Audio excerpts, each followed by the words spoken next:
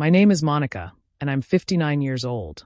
I've lived most of my life believing that if you stay organized, honest, and patient with people, life usually rewards you with peace. But peace, I've learned, isn't something you can keep without guarding it. And sometimes the people who can disturb it the most are the ones who share your blood. My younger brother, Daniel, has always been one of those people who seems convinced the universe owes him exceptions. Even as children, if there was a line, he cut it. If there was a rule, he bent it. If there was a responsibility, he avoided it. I used to think it was impulsiveness. Later, I recognized it as entitlement. And as adults, I recognized something even more dangerous under it: disregard. Not cruelty, not malice, just a quiet, persistent belief that other people existed to absorb the fallout of his choices. But we were family. And family, especially when you grow up in a small home with two overworked parents, is hard to abandon. So over the years I helped him, not financially, not directly, but with patience. Guidance. The occasional co-signature on something modest, always with clear terms and boundaries. Boundaries he treated like suggestions. Still, for the last decade or so, I kept our interactions polite and infrequent. I had retired from my career in hospital management, bought a modest home, and was finally learning to enjoy quiet mornings with coffee and a garden instead of alarms and crisis charts. I minimized drama in my life the way a surgeon minimizes infection risk, carefully and methodically. Then one Wednesday morning, while I was pruning my hydrangeas, I heard my phone buzz inside the house. I wiped my hands on my apron, went in, and saw an email notification with a bold subject line that seemed almost playful in its cruelty. Your loan confirmation, $45,212 approved. I frowned. I hadn't applied for anything. I rarely borrow money for anything. At first, I assumed it was spam, but the email wasn't generic. It had my full legal name, my home address, and the last 4 digits of my actual bank account. Not the number, but the one connected to my automatic utilities bill. My stomach tightened in a way I hadn't felt in years. I clicked open the document attached. It was for a brand new metallic blue SUV. At that moment, I remember the scent of soil still on my fingertips, the ticking of the kitchen clock, the faint hum of my refrigerator. Ordinary sounds, completely incompatible with the adrenaline that suddenly spiked through me. I whispered to myself, this has to be a mistake. But deep down, beneath that fragile hope, something colder answered. Daniel. Because out of everyone in my life, he was the only one reckless enough, entitled enough, familiar enough with my information to attempt something so brazen. Still, accusations require evidence. And before I confronted anyone, I needed the truth. I've lived long enough to know that clarity is a weapon. You don't swing it blindly. I stood there holding my phone, staring at a loan document for a car I didn't buy. But someone had. Someone who thought I wouldn't notice. Someone who thought I wouldn't fight. As I reached for my landline to call the dealership listed in the email, a quiet certainty settled into me, chilling and prophetic. My life was about to change, and not because of a car. Because of the person who used my name to buy it. The dealership's receptionist transferred me to their finance department, where a man with a bright, rehearsed salesman voice answered. His name was Elliot. He sounded cheerful. Too cheerful. How can I help you today, Ms. Carter? I took a breath.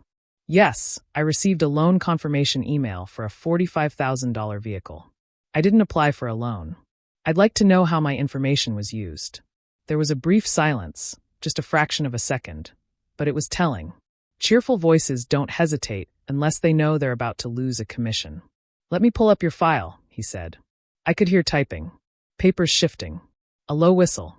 Well, it shows here that you were approved yesterday afternoon. A 2024 Tidesman SUV. Beautiful car.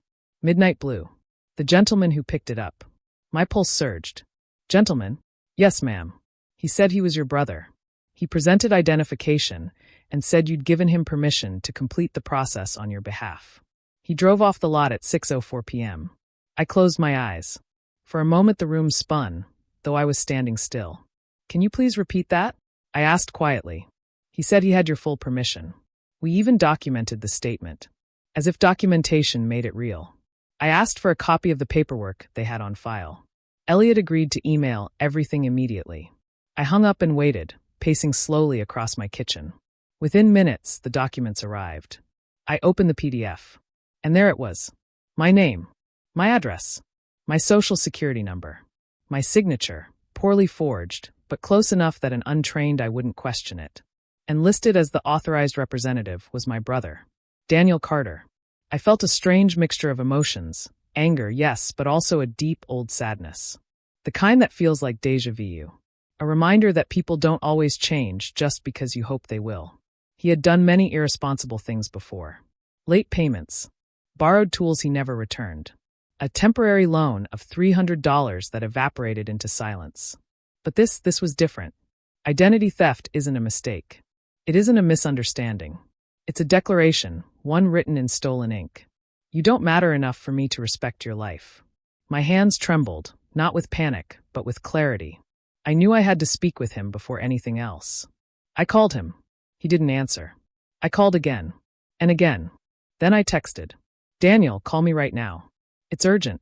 10 minutes later he replied, as casually as if I'd asked about the weather. What's up? I'm busy. Can we talk later? I sent back one message. You used my name to buy a car. Call me now. This time, the phone rang instantly.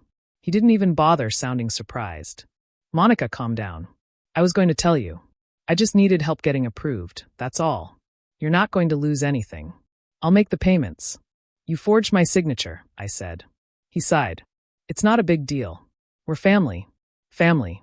As if the word exempted him from accountability. As if blood was a hall pass for ethical violations. I spoke slowly, clearly, each word shaped by years of suppressed disappointment. Daniel, what you did is illegal. He scoffed. Only if you make a fuss. And that was the moment something inside me snapped, not in anger, but in resolve. Because he wasn't sorry. He wasn't nervous. He wasn't even pretending to understand the weight of what he had done. He was expecting me to protect him. He always had. But this time, I wouldn't. Before I took the next step, I sat down at my dining table and allowed myself to revisit the history that had led us here. Not to wallow, but to understand the pattern. My brother had always been charming in the way irresponsible people often are. Quick with a joke. Good at making strangers feel at ease. Terrible at maintaining employment longer than a season. Jobs, relationships, apartments, he drifted through them like a breeze through open windows. Our parents, exhausted from juggling work and bills, often praised him for the smallest efforts while holding me to meticulous standards. You're the responsible one, Monica, my mother used to say. Daniel just needs a little help. You're strong enough to handle things. Strength, I've learned, is an odd compliment. Sometimes it's just a euphemism for burden. Daniel grew up believing the world would catch him every time he jumped. And perhaps, to an extent, I contributed to that belief. I was always the one who fixed things. Filled out forms. Explained consequences. Smoothed conflicts. When our parents passed, I managed the estate, the debts, the funeral arrangements. Daniel arrived late to the service, wearing sunglasses indoors, claiming a migraine. Over the years, I pulled away, not with anger, but self-preservation. I craved stability, and he was a storm that refused to pass. He wasn't malicious. He was simply accustomed to others absorbing the fallout he left behind. And yet, when he forged my name, it wasn't just an act of entitlement. It was an act of confidence. He believed, without hesitation, that I would clean it up. That realization sat heavy in my chest. I opened the dealership documents again. The signatures. The copied driver's license. The loan terms.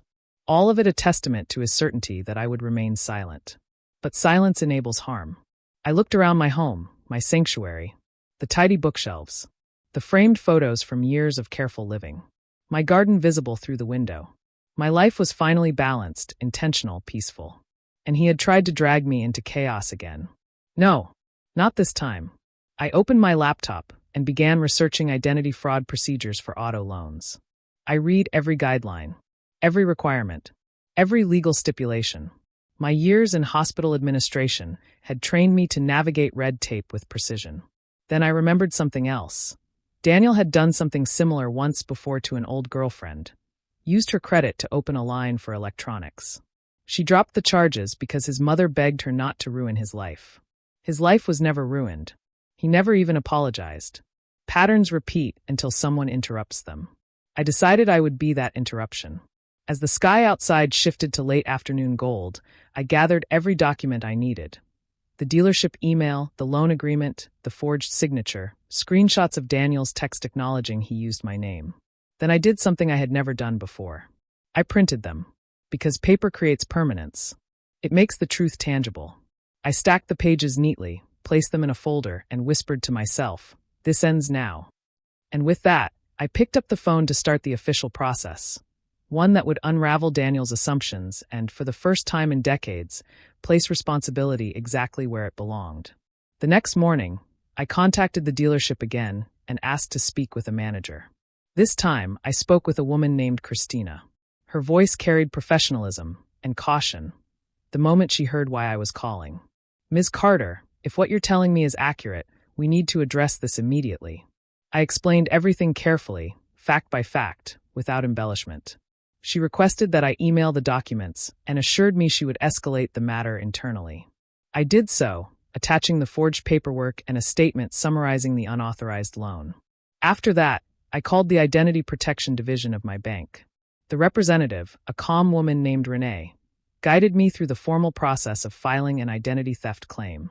I uploaded every document, including a screenshot of my brother admitting he just needed help and planned to tell me later. Renee exhaled slowly. "Ma'am, this is textbook misuse. You did the right thing calling us." Next, she instructed me to contact the credit bureau and place a fraud alert on my profile. I followed each step with precision. Then I filed a police report, not to have Daniel arrested, but to create a legal foundation for the fraud claim. Facts matter. Paper trails matter. I wasn't acting out of anger. I was acting out of protection, of myself, of my identity, of my future. By early afternoon, my email pinged with a message from Christina at the dealership. "Ms. Carter, we reviewed your documents. The employee who processed the loan confirmed that your brother insisted he had your consent. However, since you are denying authorization, we are required to treat this as identity fraud. We will cooperate fully with your bank." A small weight lifted, but the process wasn't over. Around 5 p.m., Daniel called. He didn't sound sorry. He sounded annoyed. "What are you doing, Monica? They're calling me saying you're causing a problem." "A problem?" I repeated. "You committed fraud, Daniel. I needed a car, and you weren't going to help. I had no choice." "You had choices," I corrected him. "You just didn't like them." He let out an exasperated breath, like I was being unreasonable for not celebrating his deception. "You're blowing this up. Just tell them you approved it." I closed my eyes. "No." "Why not?" "Because it isn't true." And in the silence that followed, I realized something with perfect clarity. Daniel feared the consequences, but he didn't regret the action. Not one bit. After the call, I emailed the dealership and the bank confirming the conversation and reaffirming that I had not, and would not, authorize the loan. The next day, I received an update. The loan was now formally frozen pending investigation. The dealership retrieved digital records, including footage of Daniel signing the paperwork. Every step made the case stronger. But the most significant email came 3 days later. "Per review, your identity fraud claim has been validated. We will be reassigning the financial responsibility accordingly." Something shifted inside me. Relief wasn't the right word. It was justice. Measured. Quiet. Precise. But there was one twist left, one I didn't see coming. 2 days later, I woke to an email from the dealership with the subject line, "Loan adjustment and title reassignment notice." I opened it, expecting confirmation that the loan was now legally under Daniel's name. Instead, I saw something I hadn't anticipated. Due to the nature of the identity theft claim, my name had to be removed from the financial contract. That was expected. But because Daniel had signed as the purchaser and was the one physically present during the vehicle acquisition, the state required that the vehicle title be issued in my name until the fraud process fully resolved. In simpler terms, Daniel now owed the loan, but I legally owned the car. I stared at the message for a long time, absorbing the irony. The dealership wanted to avoid liability, so the safest legal path was to assign ownership to the true identity holder, me. I had not asked for this. I did not want the car, but the universe, it seemed, had a sense of humor. I called Renee from the bank to verify. She chuckled softly. "Yes, ma'am. This happens occasionally in identity fraud cases with auto purchases. Until all formalities clear, the title defaults to the person whose identity was misused. It protects you legally. The loan, however, is entirely your brother's responsibility." I exhaled. "So I own a car I didn't buy." "Temporarily," she said. "Unless you choose to transfer it later." There was something calm, almost poetic, about the arrangement. Not vengeance. Not victory. Just alignment. Daniel called that afternoon. His tone was frantic. "Monica, why does the dealership say you own my car?" "Your car?" I echoed. "You know what I mean." I sat down at my kitchen table, folding laundry while I spoke. "Daniel, the car was purchased using my identity. Legally, that makes it mine until the investigation finishes. But I need it for work. I already drove it. That," I said gently, "is between you and the loan office." He paused. Then, predictably, he pivoted to guilt. "You're really going to do this to your own brother?" I paused, evaluating my words with care. "Daniel, you did this to yourself. I'm not punishing you. I'm protecting me." He ranted for several minutes, about unfairness, family obligations, how no one else would make a big deal about this. I let him speak. When he finally ran out of steam, I simply said, "When you used my name, you made me responsible. Now you're responsible. That's the difference." He hung up without saying goodbye. I expected anger to wash over me. Instead, I felt calm, clear, anchored. But this situation wasn't nearly finished. Because a week later, I received the physical title in the mail, a glossy document with my name printed at the top. And attached to it was a letter stating that the vehicle could not legally be registered or insured by Daniel without my explicit permission. Meaning he could drive it, but only under my terms. And I knew exactly what those terms would be. I invited Daniel to my house the next afternoon.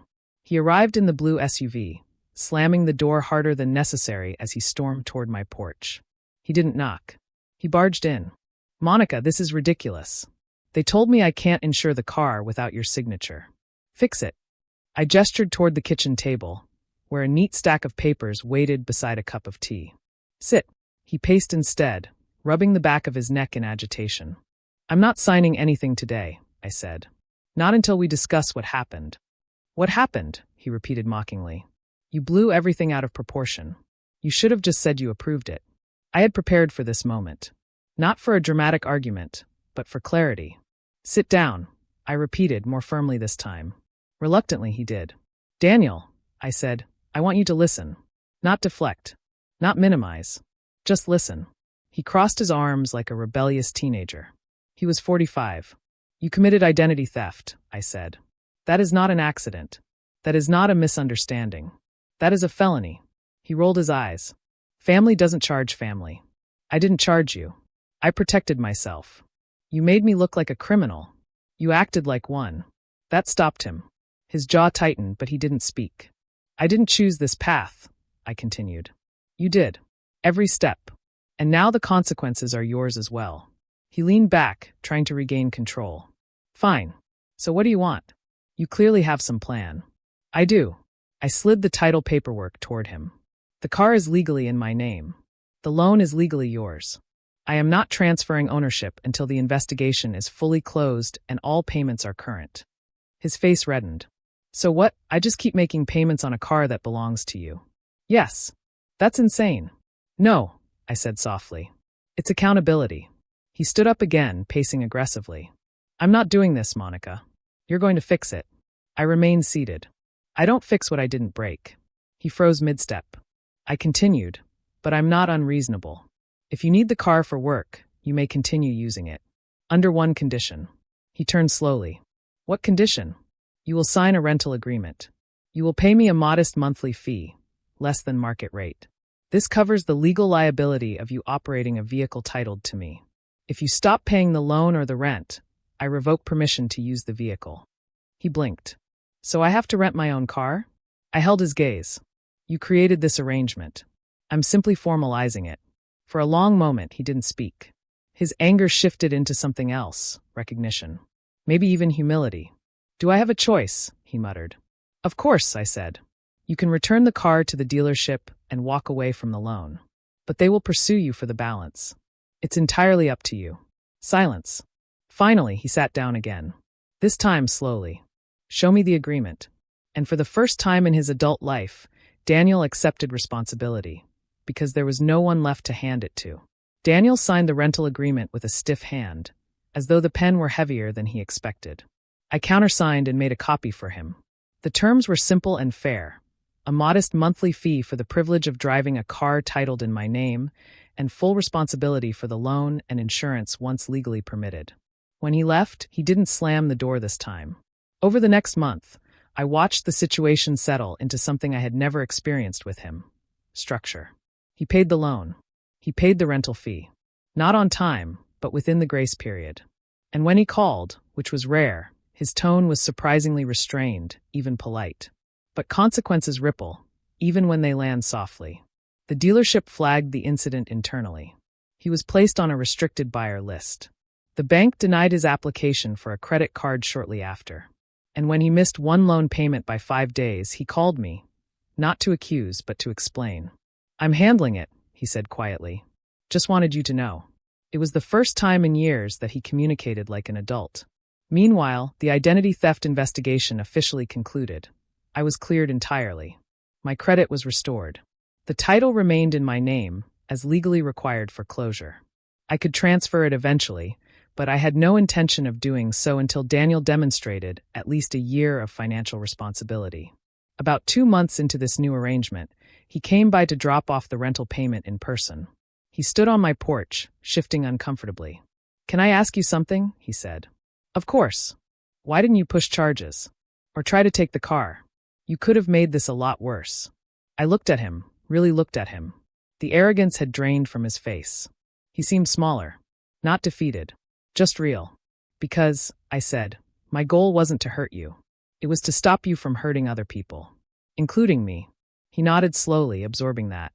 "And because accountability," I added, "is sometimes more powerful than punishment." He exhaled long, weary. "I'm trying, Monica," he said. "I'm really trying to get things right." "For your sake," I replied. "I hope that's true." A week later, I received a call from his employer. Daniel had listed me as his emergency contact. He'd been promoted to a supervisory role, steady hours, higher pay, benefits. The manager said he was reliable and detail-oriented. I nearly dropped the phone. It was astonishing what responsibility, even forced responsibility, could do to a person. And ironically, the very car he tried to steal from me had become the tool that pushed him into adulthood. But the irony didn't end there. At the start of his 3rd month making payments, he left an envelope in my mailbox.